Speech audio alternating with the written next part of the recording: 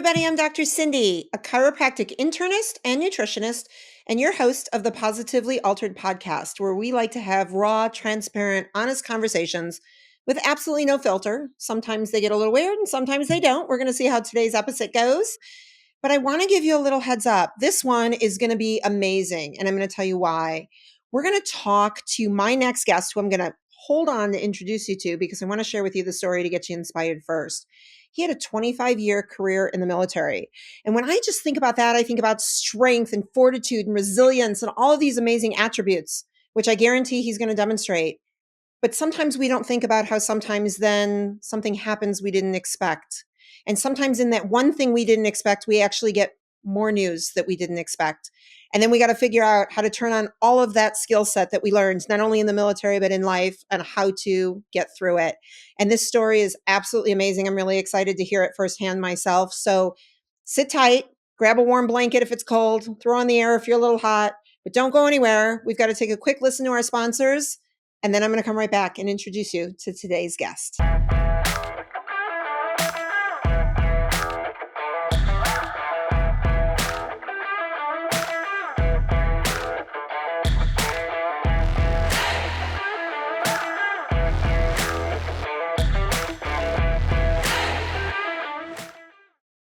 Hello, my name is Heather Lord, and I am the COO of Professional Health Products. Cutting corners is an all too common practice in the dietary supplement industry. When my father founded Professional Health Products, he sourced the cleanest, most biologically active ingredients from around the globe. Today, that commitment remains, which is why the finest healthcare practitioners, like Dr. Cindy, have trusted us for more than 40 years. We oversee the entire process in our manufacturing facility, from sourcing and formulation to manufacturing and labeling. Today, we offer over 300 unique products that can be tailored to the nutritional and homeopathic needs of each individual. Most recently, we launched a proprietary genetic test, allowing our practitioners to get even more dialed in to their patients' health. To learn more about Professional Health Products, please talk to your practitioner or visit our website at phpltd.com. Today, your life is going to be altered. I'm Dr. Cindy. Welcome to Infinity. We have worked hard to create an electronic claims website that is simple and user-friendly. This is the public side. You can log into your personal web portal here. This is your dashboard. You can personalize it to your liking here. Our main focus has been to allow you to submit and edit claims as easy as possible. You will find our claims editor and claims processing is simple to use and straightforward. Our quick action bar is where you can find your most important information. Most of these icons will take you directly to the claims the number represents. You can easily view if you have any messages in your inbox of any unread alerts by looking for these blue numbers. To view the rest of our training videos to get the most of your Infinity experience, click this icon. We hope you find this web portal simple and easy to use. Thanks for letting us serve you.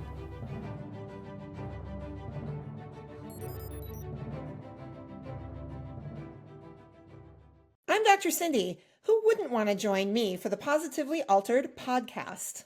Welcome back. I'm glad you're still here because this guest really doesn't need an introduction, but I'm going to give him one anyway so that we can prep him for the story. 25-year career military. Following a car accident, doctors had discovered he had a brain tumor, which is not what you typically expect to hear after a car accident. And my guest today, Scot Heathman, had to figure out how to overcome that adversity. And he did. So we're going to hear about it today. But maybe even more importantly than walking through that journey, he now took that experience and gets to spend time teaching people how to command with courage. And I love that. And I'm sure that's part of the military background, which is where we came up with that. So let's take some time to realize how important these journeys are and hear Scot's story. Scot, welcome to the podcast. Oh, it's great to be here, Dr. Cindy. How are you?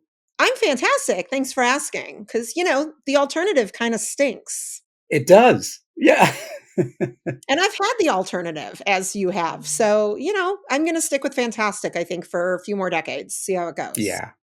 Now, I know there's a lot more to the story, but I really wanted you to share it in the way that's near and dear to your heart. So where should we start with this journey that led you on the path? Wow. Yeah, when I think about, my career, it's like those 25 years is a blur. I mean, it really is. All my life, I wanted to fly airplanes, so that's why I got into the Air Force, to begin with, and the Air Force has been, my family, my community for, like you said, over 25 years. But it was funny that, you get this, how unexpected things will happen in these interesting lives we lead.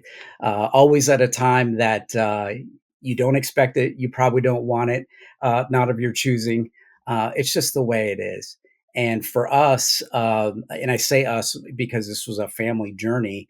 My wife and I were actually on our way to a holiday party just before Christmas in 2018, and we were living in Spokane, Washington. I was the deputy commander of Fairchild Air Force Base at that time, and we come up to a stoplight, and I could see a set of headlights in the rearview mirror coming at us really fast, way too fast in a 30-mile-an-hour zone, especially with slick roads and at night. And then I saw those headlights disappear, and I braced for impact, and this car slammed into us. Um, what happened after that was pretty typical of a car accident. We were able to get the car over and check on everybody, and I had a little bit of a whiplash, and they did call the ambulance and everything and checked me out, and I felt okay, but I knew I had a little bit of a neck injury. And Mhm. a few days later, uh, I'd gone in for an MRI to take a look at this thing. Actually, Because it's of the probably about neck a week and a pain, half later. right? What's Because of that? the neck pain, Yes. right? Okay. Yeah. Yeah, I was an active pilot, like I said, at the time, and so, I went in to see the flight docs, and I told them what happened. They said, "Well, let's get some X-rays, let's get an MRI, let's just see that, let's ensure everything's good," because I was feeling pretty good. Um, and about a week later, because we had the holiday and things were kind of delayed getting back to me and all that, they had reached out, and it's early, a couple days after New Year's, and they reached out and they said, the flight doc said, "Hey, sir, do you know you have a brain tumor?" And I was like, Wow. um, "No, is that serious?" And I just flown the day before, and I'm like, "Is that going to affect my flying career?" And he said, "Yes, you are at this moment basically placed on a status that we call uh, um, DNIF status, duty not involving flying." Okay. And so they put the stop on me there, and immediately all kinds of things start going into motion, right?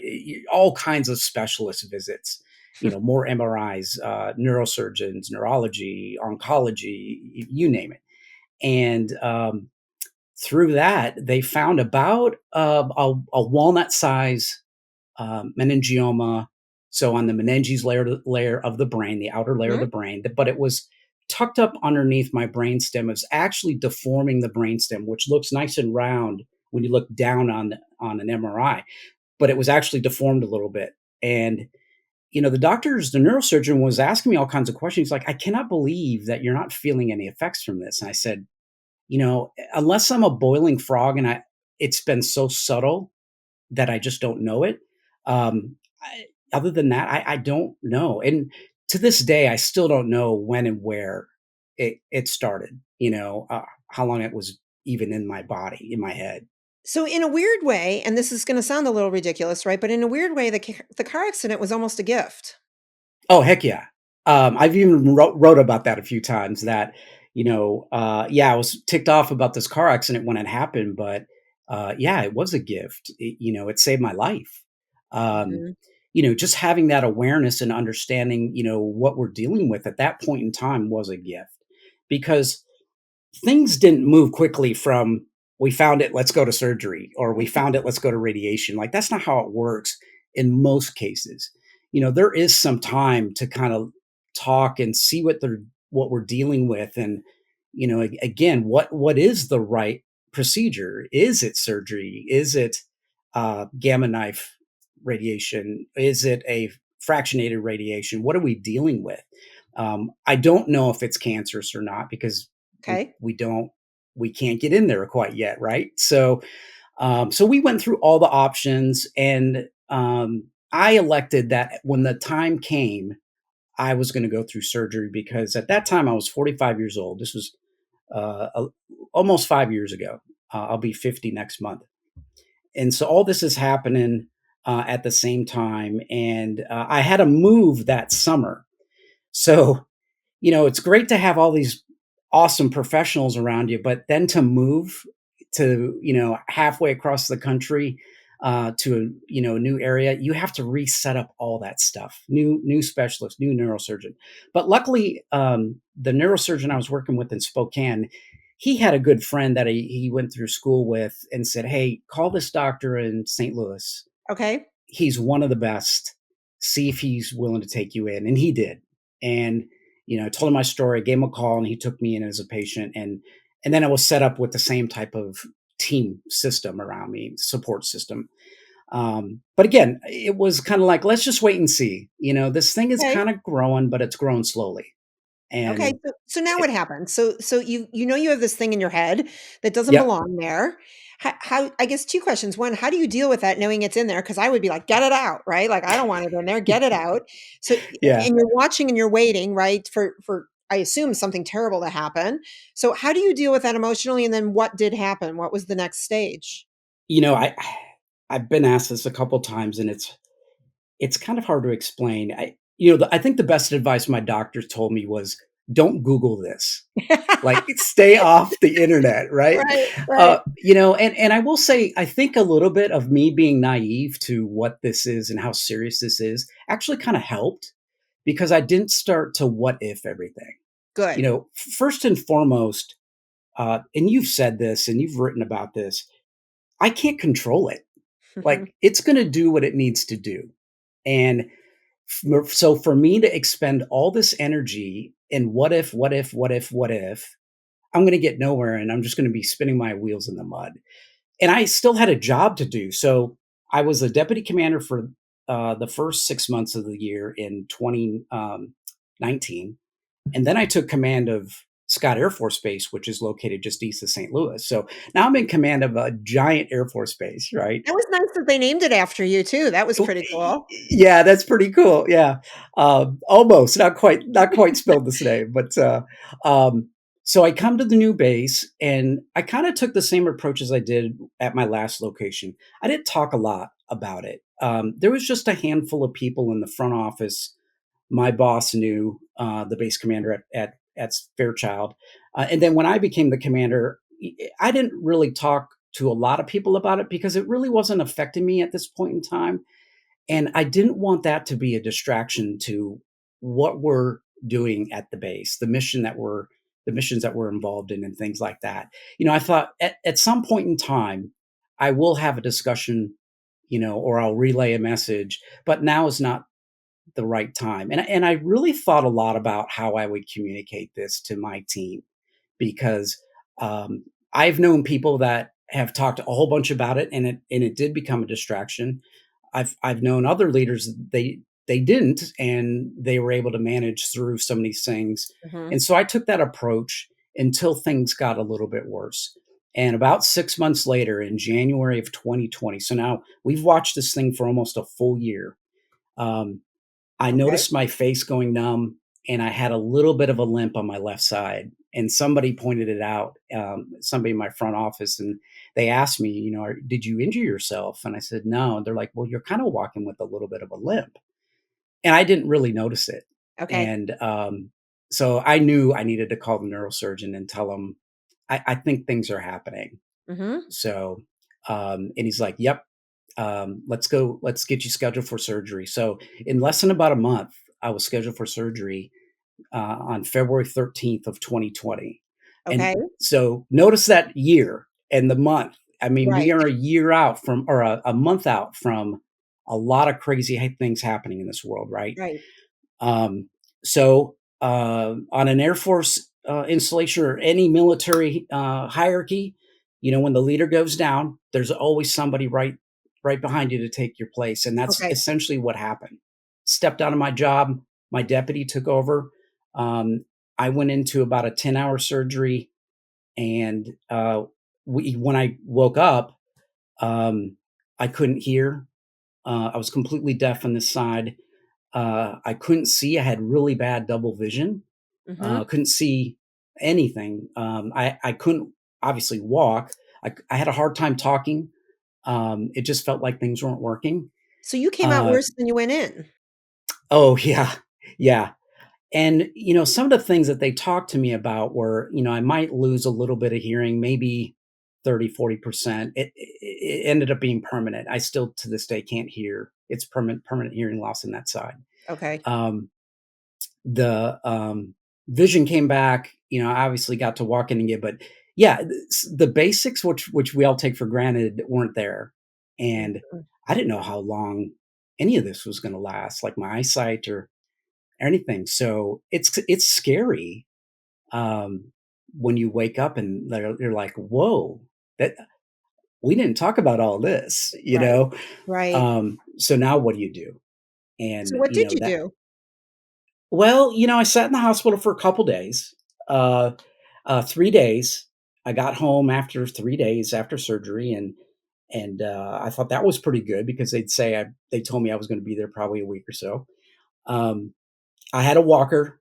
Uh, I hated the car ride home. It was miserable because the world was just bouncing all around, and you know, it wasn't painful though. I didn't have headaches. I didn't have a lot of pain from the surgery, but the vestibular issues I had were overwhelming, and Okay. everything seemed to be more overwhelming. I think with a traumatic brain injury, you don't realize how sensitive that instrument is in your head and Mhm. all the information it takes in. It was a little bit overwhelming just to watch the cars on the road. I remember just closing my eyes, but even that was difficult because the vestibular issues got worse. As you're moving and we're going on the highway and turning, and it was awful. But once I got home and settled in, I started to really think about now what what now? And it's absolutely normal. And I had these bouts of this isn't fair. This shouldn't be Mhm. happening. Right. I mean, Mhm. It's perfectly normal to normal. feel that way. Yeah. Right. But I think the one thing I kept telling myself is I can't play this. I can't play the victim here Mhm. because again, I didn't choose any of this. This just happened. So let's not worry about what I can't control and try to figure out what I can control. So I think the really most important first step for me was just accepting and Okay. acknowledging, like, this is what happened. This is where I'm at today. Okay. Sure. And then I started to think about what kind of things could I do, or what would it take to get me to what I envisioned was my ideal self, which was me walking back into work, and that's my happy place, right? Okay. Um, I couldn't read it unless I held a book up like this, then I could see straight. So I started reading this book, and this is Marcus Aurelius's Meditations. Uh-huh. And I'm a bit of a stoic, and I started diving back into that book. I've read this book many, many times. And I came to a passage in there where he talked about how nothing happens to anyone that they can't endure. And I Mhm. started thinking about that, like, I didn't wish this upon myself. Nobody would wish this upon themselves, but I can figure out a way through this. Mhm. Or my support system, we could all work together to figure out a way through this. And I couldn't walk, so I said, you know what I can do? I can get in a walker though, and go to the end of the block, end of the street. And if I'm tired after that, I'll take a nap.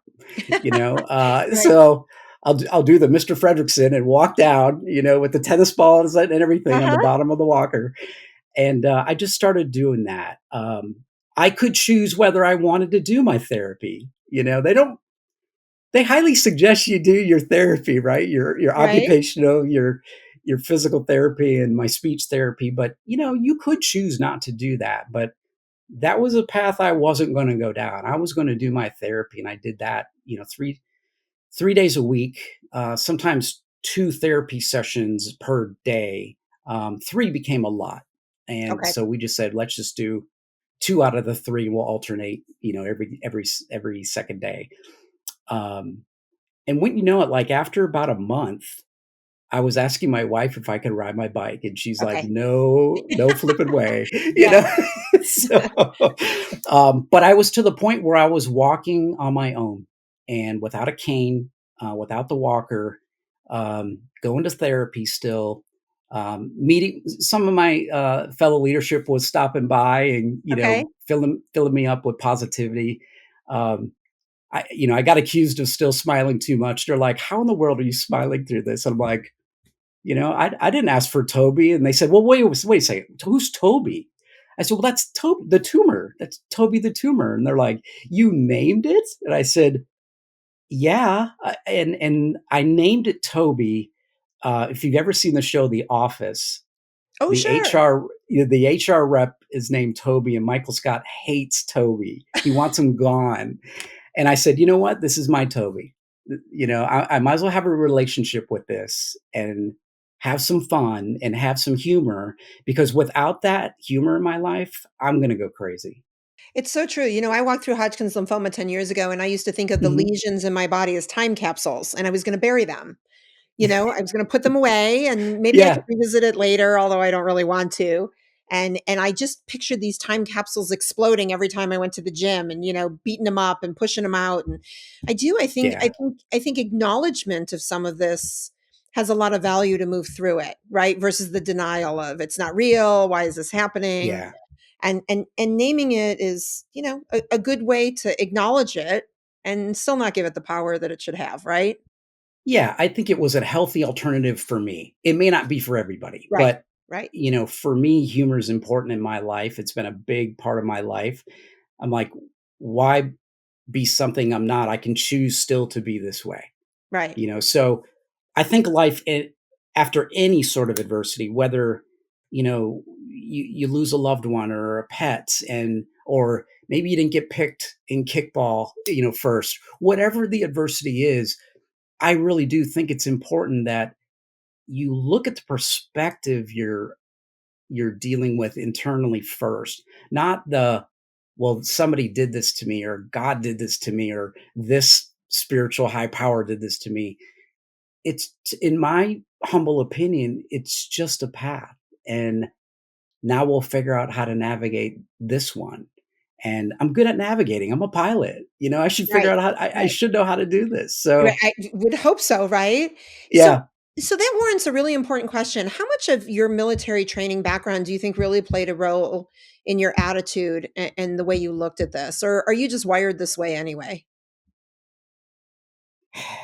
I do think from a resilient standpoint, we've certainly been in, I personally have been in many, many crisis situations, whether it be conflicts or emergencies in an airplane, issues we've dealt with on the ground, especially issues as a commander of a base. I mean, I've dealt with, suicide. I've dealt with uh, domestic violence on a base. I've dealt with floods. I've dealt with, all kinds of emergencies that pop up on a base.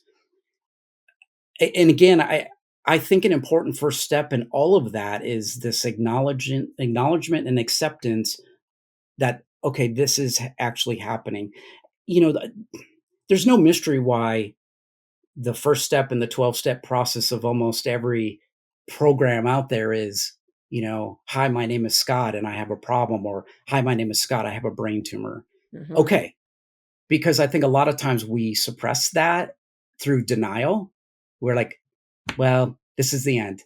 No, it's not. I'm 45. Like, this is the beginning, So I got a lot of time left. And I've known much younger people that have dealt with some pretty astonishing things, who have chose to say, this is not the end, Right. you know? Right. It's Um, part of the journey. but yeah, and I will owe quite a bit, I think, to the military mindset at times, because I think we're always looking for ways out of the chaos. Nothing ever goes according to plan, no matter how much planning and training we do. Um, Okay. so you have to figure out, well, how do you adapt and overcome this or that, because what you thought the winds were going to be up at 30,000 feet aren't quite like them now. And now, instead of having a nice tailwind, you actually have a headwind, and now you don't have enough potential fuel in your planning factors to maybe make the location you were going to, I got to stop short somewhere now, Right. or get an air refueling somewhere, you know? So I do owe that. Um, but I will say, I think it's also because of, or I think it's through experiences as well. Like, I Okay. don't think you gain resilience unless you go through adversity to begin with. So if you look at it as a gift, you are building the skill set necessary to navigate future obstacles, I believe. So I have a 22-year-old daughter who is a pilot, and Okay. she couldn't go into the Air Force because she's 5'2". You guys wouldn't take her. She's too short because she sits on the little booster seat in her, in her plane to see over the instruments. Yeah. And it's interesting because I remember she stepped foot into a plane when she was 16 years old. And we showed up, and her instructor, Jake, who I'd met for the first time, looked at her and said, "Do you want to fly an airplane?" And I almost threw up when he said that to her. I'm like, doesn't she have to read a manual or prepare or like learn what like what's a yoke, right? And I've never flown a Yeah. plane, so I don't know anything. And he goes, "No, no, no, no, no. We learn how to fly a plane by getting into the plane." And now you Hmm. fast forward, and there's a reason I'm sharing this story, but now you fast forward, and she winds up having this great mentor who works for American Airlines. His name is Brent. And I'm telling him how I'm nervous and all the stories about her solos and, again, wanting to throw up numerous times as her mother, not only by writing the check, but by seeing her fly an airplane. And he says, we train our entire careers for the one emergency we hope we never have. And it resonated greatly with me because and she, loves flying, and I think she's crazy, and I think you probably have a bit of that too, right? Because I like to both my feet on the ground. But it's interesting because I love the idea of the concept of that career choice of flying an airplane to spend your whole life preparing for the one emergency you never have. Because, as in your case, and hopefully not in hers, but maybe that one emergency, the car accident, the brain tumor, the adversity, you now know how to get through that because that's where the training is. And it's a pretty Yeah. unique, right, perspective of we spend our lives hoping we never have to go through the adversity, but when we do, can we dig deep and get through it, in a very positive, productive way? Yeah, it's so funny. Some folks have asked me like, "Oh, it's got to be great, to be up there amongst the clouds and this and that." I said, sometimes I don't even pay attention because we are thinking about, something going wrong. Every takeoff, I am always thinking about losing an engine, and not just Right. at the end of the runway when we're up, but what if I lose it in the first 100 feet? What if I lose it in the first 500? What if I lose it in the first 2,000 feet? There's different procedures based on airspeed where you lose an engine. What do you do? And so I don't have time to think about having fun because I'm constantly thinking about, like you said, the worst thing happening right now and how am I going to deal with that? That's an interesting point that you bring up. Maybe I'm so close to it all. I didn't really think about it in that sense that in a way that probably helped build up a level of resilience, at least to be able to accept and kind of deal with what was coming at me because it might be just because I was so naive about this brain tumor. I mean, I've never broken a bone. I've never been in my most serious surgery was wisdom teeth being taken out. I mean, Okay. so I haven't gone through anything from a medical standpoint that would have scared the heck out of me. Um, and it's interesting too that I wasn't scared going into the surgery. Even when they wheeled me back, there's a photo my wife has where I'm like, woohoo, I'm going back, 7 o'clock in the morning, we've been there for 2 hours getting ready. But I tell you, when I got in the room, it's like instantly fear came. Like Hmm. when you get into a giant surgery room, the one I saw, it was massive. And there's like 15 people in the room. I don't know any of them other than the doctor, the neurosurgeon, when he walked in the room. But um, I was scared. And I was like, okay, this just got real. Hmm. But I tell you, there was a resident there and she was reading off the chart and she's like, okay, this is Jeremiah Scott Heathman. He's a 45-year-old male, um, has, this meningioma. We're going to be operating on the right side. All of a sudden, all my fear went away because what it felt like to me was a pre-mission brief that we've done 1,000 times prior to flying. And I was like, she's reading a checklist. Like she's going off this line by line. because we would, before we fly, we're like, okay, here's today's date, here's the mission, here's where we're going, here's the weather, and it's just checklist, manifesto, a great book that I know a lot of the medical community goes through, and they've read this. Mhm. And I'm like, she instantly put me at ease, and she has no idea that she did that for How me. cool is that? And you had the right Yeah. commander, right? You had the right commander and the right team Yes. who were trained to get you Absolutely. through the mission. Yeah. And you got to put your faith in it at some point. I mean, look, there's a path. I'm either going to wake up or I'm not, or I'm going to wake up with all kinds of problems or just a few problems. But I just said, I'm just going to wake up, and we'll deal with what we've got. Once all this, comes to fruition, and I knew that I wasn't going to bounce back to the exact same way I was. So let's not worry about that. Let's bounce forward with what I got, I love and that. and deal with that mindset. So what's the prognosis now? The tumor's gone. So yeah, I had 4 months recovery. I got back into my job on June 1st, 2020. Took command of the base again. I was like, hey, what's this pandemic thing everybody's talking about? Yeah, that You was an should have slept interesting through that, time. Scott. That would have been Yeah, good to just sleep through that yeah, and wake up when it was over. But yeah. They got most of the tumor. There was still a little bit left. It was a difficult place to operate, the location, mhm. and there's a lot of nerves back there, and without risking more damage, we got the rest of it through radiation. So I did about 7 weeks of radiation treatments in the fall, and so every day, 5 days a week, I would drive to St. Louis, get my radiation treatments, and then drive home, and did that for about 7 weeks. So far, that's holding pretty well, and so now I'm on kind of an annual cycle. Matter of fact, I was in today. Um, some fallout. I actually had some discs in my neck taken out in January. This past January, there's some degeneration going on, and Mhm. there's potential that some of the radiation, did some more damage to that.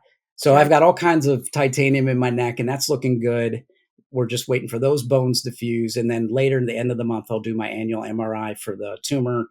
I have a lot of confidence things are still going to look well. Mhm. Toby's not going to be looking good, which is a-okay with me. And the best words that I can hope for every year is, "We'll see you next year." Right. That, Right. right? Right. Which is So great. Yeah. Do you miss flying? you know, I think I missed the fact. I was more frustrated the fact that somebody told me I couldn't fly than with the actual not flying. Right? Okay. Had you Um, made the decision, it would have been better, right? Yeah, I think it would have been better, but I will say this, that was a dream I chased from age 3 when I saw Star Wars for the first time. Hence, Okay. you can kind of see the nerdery stuff I got in the background. Um, I saw the Millennium Falcon. I'm like, I want to fly that, and um, I am so grateful I got to do that. And I flew for 20 years without knowing that this was in my head. So I feel like it was a blessing that it happened more so towards the tail end of my career, and I had kind of reached a point where flying wasn't my everyday thing. Like, I'm responsible for 14,000 people on this Air Force base. So Wow. flying's not my number one priority. Okay. It's a skill set that I maintained, but at that point, it was okay that I couldn't do that. And, I was able to kind of focus my efforts in other places on the base. But yeah, I get around airplanes still, and I'm like, I will say, like, when I go on an airline flight, I still dream about a pilot passing out and they call my name and I'll get in there. Well, I hope So, it's not my daughter's flight that you're ever on that she passes out. So, somebody else maybe, but please let's not make it Reese, oh, okay? I'll take care of everybody. It'll all be I good. know you will, but so like maybe it's her captain that passes out, and then that's fine. You 2 can land the plane Yeah, together. Oh my gosh. yeah, It's fascinating to me because one of the things that I've also tried to teach Reese, and she loves it. I mean, first of all, she's a terrible driver, which I hear most pilots are. So she belongs in the sky. There's nothing to hit up there, which is good. So we want her in the air and not on the ground. But I've also really been an advocate, especially with my kids and her in particular, is flying is so dependent on medical, right? Like at it absolutely is. any given moment, something goes wrong, and then you're grounded. So I've always taught her to have a backup plan, right? Just in case. Hopefully she Mhm. never needs to have it, but a backup plan, and she's got one. You now have one too, right? So you're doing some new adventurous things, but on the ground. What are you doing? What's current? What jazzes Yeah. you? So my second love, that I started doing about 6 years ago, I started teaching emotional intelligence classes. As a leader, I was teaching the airmen at the base, and I was co-facilitating with a teammate, and I just fell in love with the curriculum and how important emotional intelligence is to any of us. Really important to leadership, whether you're a supervisor, manager, or leading an organization. It is the foundational skill set that all of us have. Oh, by the way, but we don't all know the ins and outs of it. And so, by teaching this, I was teaching airmen what is this thing called EQ. What does it entail? How can you grow in the various competencies, which you can, because it's one of those skills that is a neuroplastic skill, meaning Mhm. it's not fixed like your IQ and your personality.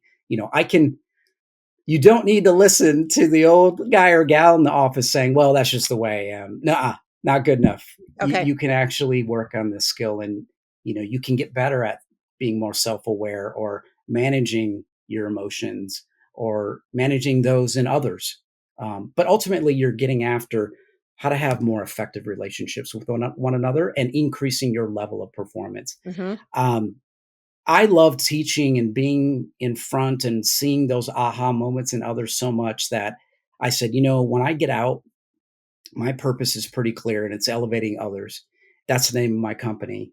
And I want to see aha moments in others. I don't like seeing people stuck. If I don't have the answer, I go seek it out, or we'll learn together. I'm not saying by any means I'm an expert, because I'm a constant learner. Mhm. It's just a constant leadership is a constant learning environment for me. And that's all I wanted to do when I got out was, how could I take all this, you know, personal experiences, leadership training, um, things I've learned, things I've screwed up. How could I deliver this in a way that would support others? And said, you know what? The obvious thing was, go start a business, Scott. And that's what I did. It's scary. I had lots of job offers that I turned down. Um, and people are like, what are you thinking? And like, I like this journey. It's hard. It's challenging.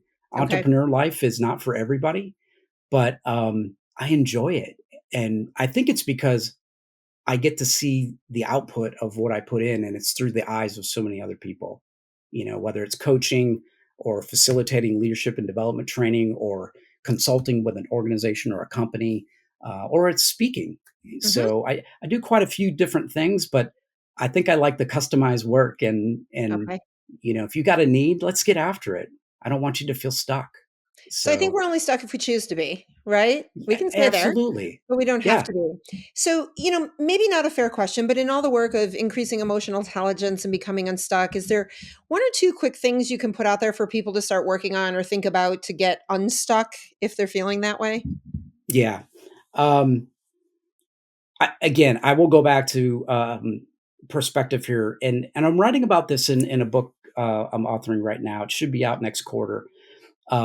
Step one, and it's an acronym. I call it AIM, and I got this again from Marcus. Marcus Aurelius talks a lot about perspective and adjusting your aim, and I'm like, for whatever reason, that acronym that I kind of created, AIM, meant a few words. So the A is acknowledging and accepting. I think, again, you have to go back to step one. Let's just acknowledge that maybe I have a skill that I really do need to work on. Mhm. Maybe I'm not a good listener. I'm not a good active listener. Maybe I'm not very empathetic with my teammates or my employees. I could maybe work on that, or I'm not a great communicator. Just accept whatever it is, because I think once you get to terms with your own personal acceptance of it, now you can start moving forward. Okay. The I in AIM to me is, you got to illuminate a path. Okay. You can't just go from where I can't walk, can't see, can't hear, to get better. No, no, no. There's a path. Okay. And it's going to have a lot of little lily pads of waypoints that I'm going to have to navigate here. So let's look at what a potential path could be, And it may not be the path along the way as you start to execute, but let's just think about and visualize what's a good first step, what's a good second step, what's a good third step, and they don't have to be huge steps. Okay. It might be just make the bed today, right? Right. That might be a huge thing for some people. Mhm. But the last one, the letter M, is mobilize and move out. In the military, we don't when we're going off to war, we don't just get on an airplane or get on a ship, get on a train and go. We actually mobilize first. And what that means is, we get all of our equipment, we get all the right uniforms, we get all the right support, we get our life affairs in order. So just like going into the surgery, I made sure my will, as a matter of fact, my wife's will was up to date since we were doing Mhm. mine. We made sure that she knew where everything was at from a financial standpoint or how she could get her hands on it. I brought in a good friend who was going to be added support so that if something went wrong, my wife could kind of just deal with me, and this person could deal with all the other administration stuff that potentially could happen if things went south. Um, so again, we don't think a lot about, we have to gather the resources and the people and the support around us first. Because if you don't have the positivity around you and you're going at this with maybe a slight case of negativity or a jaded outlook, you're not mobilized yet to take that first step, and that first step can be a fearful one. So mobilize first, get your support in order, then move out. And so that's kind of how I think about it. I've never really put pen to paper until I started writing my book. And I'm like, I think that's the blueprint I've used most of my life is those three areas. Just adjusting aim, but acknowledge and accept it. Start thinking about a path and then mobilize and move out. Oh my So, gosh, that's great. Well, I'm going to acknowledge that we have to take a quick break. I'm going to illuminate everybody's life by bringing you back. We're going to mobilize really quickly and come back. And then you don't know this, Scott, but we've got a little plan for you. We're going to do some rapid fire questions if you're up to it. They have nothing to oh, do with anything we fantastic. talked about, but I just want to see what your answers are. So, everybody Yeah. sit tight. We're going to take a quick moment to listen to our sponsors, and we're going to be back with Scot Heathman. This is your weekly dose of Dr. Cindy, the Positively Altered podcast.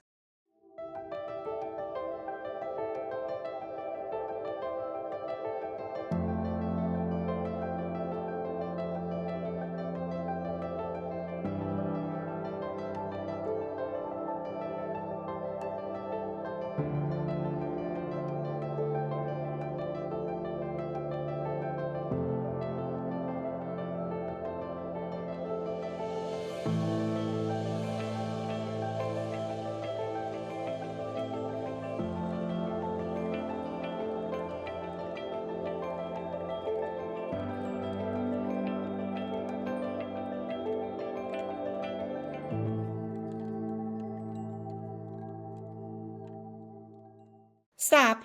Hit that follow button now and spread the love with Positively Altered. And we're back. And, maybe saying rapid fire questions to somebody who served 25 in the military might not be a good explanation, but we're going to go as rapid as we possibly can. You up for this, Scott? Absolutely. Yeah, All right. absolutely. Let's go. First question. You could make snow any color in the world except the color white that it is. What color do you pick? Blue. That is the most popular color. Why blue? I mean, we got oceans that are blue. You need snow to be blue too? I And don't when know. you're flying now, Yeah, even if it's commercial, how do you know what you're over if the snow is blue and the water's yeah. blue? I don't know. I've always liked blue snow cones. And so maybe that's why I thought of that. It's, Okay, and I'm not trying to change your mind. I'm always just curious as to the why behind the what. So, yeah. all right, good. Okay, you're going to be in the Olympics. You're going to win a gold medal. What sport are you going to participate in? Ooh, the luge. Really? Yeah. I'm Okay. a speed junkie, and that's a little bit dangerous. Okay. And, Um, and that you can do by yourself or with a partner, right? If I'm yeah, correct. yeah, So are you going yeah. to do it alone or do you want somebody to excel with you? No, it's a solo luge. Yeah. Okay. I wanna be able to be in that moment with myself, you Okay, know? all the gold's just for you. You're not sharing the medal with anybody. Okay, Oh, no, no. I think that this No. again, this is your journey, so you get to pick. One drink for the rest of your life. It can be sweet, sour, or strong. What's your thoughts? So I have to pick sweet, sour, or strong, like those are the 3 options, Well, or I mean, just that's pick what a I gave drink? you, but I mean, we've had guests who are like, "I don't like any of those choices, and I'm picking something else." So I guess you can break the rules. Listen, you're I'm gonna go military. with You're in charge, man. yeah, I'm gonna go with sweet, but I'm a whiskey drinker, so it kinda depends, but I Nice. like sweet. I like What's your sweet. favorite whiskey? Stolac. Uh, Okay. I'm actually a part owner of the distillery, so I have to Oh. say that. So Oh, Scott, I'm expecting a holiday gift from you because 'cause I'm a whiskey drinker and I want a bottle, so you better make Oh, sure it's you get my fantastic. address. All right, because Yeah. I want that. And that could have been strong, couldn't it have been? It could've, but there's a lot of good sweet tastes in it. Okay. It's all about the palate after it, after you take a little bit in, All so, right. So my choices really should have been sweet, strong, sour, or whiskey. yeah. Okay. We're gonna change the question for the next episode. That's fair. Okay. All right. You're having lunch with, that one famous person, dead or alive, that you've always wanted to talk to. I could care less who they are. What are you eating? What am I eating? Yeah, I wanna know Mm. what the meal is that you're gonna Wow, eat. so here I was thinking about people. I know, that's Um, why I play this game. It's, kinda silly. I love Italian food. A good fettuccine alfredo with some really good chicken. It can really be any Italian food, but I'm picturing fettuccine alfredo. And is there, like, a good glass of Chianti or no, there's still the whiskey? I'm not a big wine drinker, so I would probably start with water, and then I would go to a whiskey A after whiskey, that. that's the dessert. Yeah. Okay, Oh, awesome. yeah. I love it. Absolutely. Alright, you can be a dancer, an actor, or a singer. What do you wanna excel at? Actor. And what are you gonna Actor. star in? Oh, I know, Star Wars. Is it Star Well, Wars? if George Lucas called me today, You're I in. would be like that 3-year-old again. I would say it does not have to be sci-fi. I actually like a good, sports story. Like, Okay. I was such a fan of, like, Field of Dreams or The Natural. I kinda like those. So, I'm not just a sci-fi junkie. All So, right. Well, and if you're an actor, you get to change genres, I think, a little bit. yeah. So we can do the Star Wars with George Lucas, and then we can do the Field of Dreams. So, again, Mhm. this is all for fun. So we might as well Yep. put you in both. That's fair. All right. Last question. Most important. What was the best thing about doing the podcast today? I gotta say, I really enjoyed just kinda laughing tonight. A lot of podcasts I've done, we get into some pretty serious topics, but, having read through your book and seen the work that you do, I think you would agree. Well, don't let me put words in your mouth. Humor is an important thing in life, and being willing to laugh. And I just enjoyed the fact that we got to laugh quite a bit here. And it's not always easy telling the story, Hmm. and it's gotten easier with time. But there are some times where the emotions will sneak up on me, and I think it's just because of like a proud moment.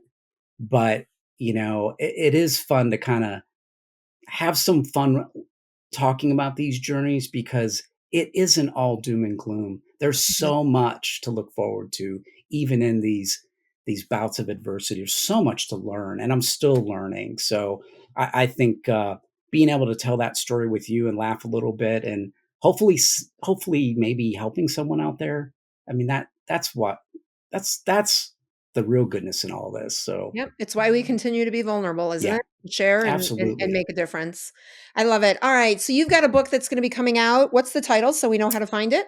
I do. It's gonna be called Command with Courage: Elevating Beyond Adversity, and I am hoping to have this thing out, first quarter next year, so it's on me. I gotta get this manuscript done. All right, So, so when it comes out, even if we come out first, we're gonna make sure there's a link to the book so that people know how to find it. All right, I so appreciate that. make sure you get that to us, and I'm excited to read it. And how do we find you, follow you, see what's next? Yeah, so if you look me up on LinkedIn, it's Jeremiah Scott with 1 T, Heathman, and if you wanna look me up on my website, it's elevatingOthersLLC.com. I love it. Scott, thank you so much for sharing your story. My favorite part was finding somebody to enjoy being vulnerable with because it is hard and not everybody's always accepting of that. And I appreciate your story and your willingness to let me share little pieces of mine as we talk together. And it's really been a joy and a pleasure. So thank you. If Yeah, you want to thank learn more you. about me, you can check me out at drcindyspeaks.com or send us an email at hello@drcindyspeaks. The book, Positively Altered, Finding Happiness at the Bottom of a Chemo Bag, wherever you buy books, certainly on Amazon. And if you're not tired of listening to me, you can get the audio version as well, because I've read you the story. What I hope is that today, the time that we have spent together, you have learned something, got inspired by something, enjoyed Scott, and at the end, become positively altered.